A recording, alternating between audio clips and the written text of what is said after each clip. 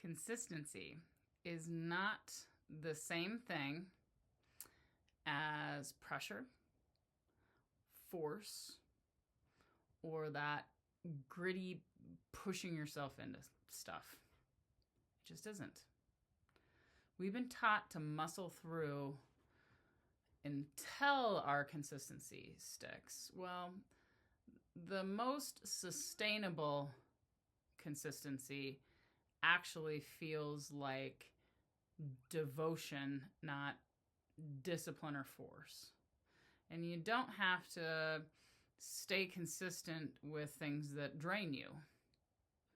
You stay consistent with what you can return to without that resistance or not wanting to do it. So what I'm basically saying is your consistency has to come from here, okay?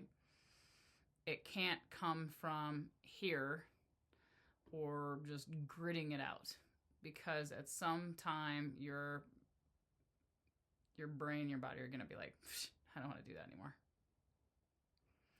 And I want the consistency to be led by your heart, so you want that for yourself.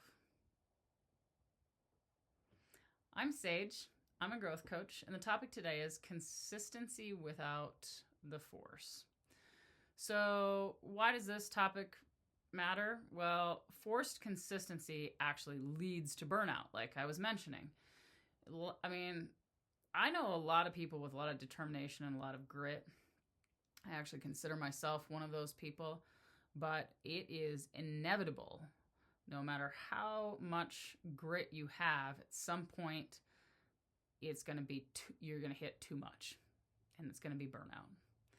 And if you can flip the switch over to a consistency that comes from here because you want it, or you have passion for it, you have love for it, more of an intrinsic motivation, then that consistency becomes identity. And the brain likes to go to places where it feels safe, not where it feels like it's being shoved and pinned in a corner. And progress is going to stay when your path feels like it's something you can continue and it's always possible.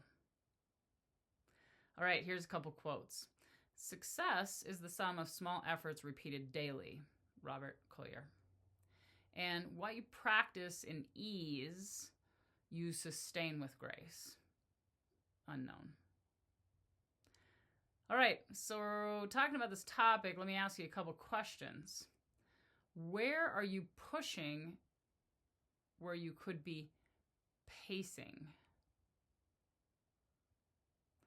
And how can you make this process that you're currently working on easier to repeat tomorrow?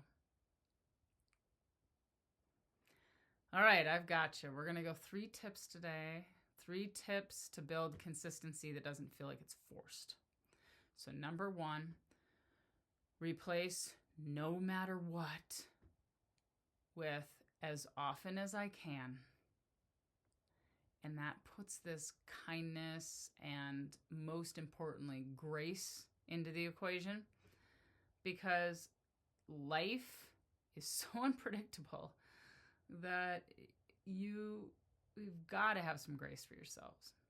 Number 2, create systems that support you when your motivation is right. So if you have a system built in where some days you do a little more than what's expected, then if you have a day where you're just like, ugh, then you can do the lower level of what you expect for yourself, and it's still enough because it's balancing out, right? And then number 3, let consistency flex with seasons, energy, and just capacity. Okay? So maybe you've got a relative in the hospital and you've really been working on this fitness goal, but the only time you can get up to visit them is, before you head to work in the morning, and that's the time that you've been going on your long runs. And maybe you're going to have to, cut your runs down a little bit, or maybe you're going to have to walk after dinner instead of running in the morning. And that's life. And that's where the grace comes in. Okay, so circling back, consistency is strongest when it's carried by a compassion and driven by your heart, not being forced or coerced or pinned in a corner. All right, here's your intention. I choose consistency that supports me, not strains me. Okay, so I just wanted to share something with you.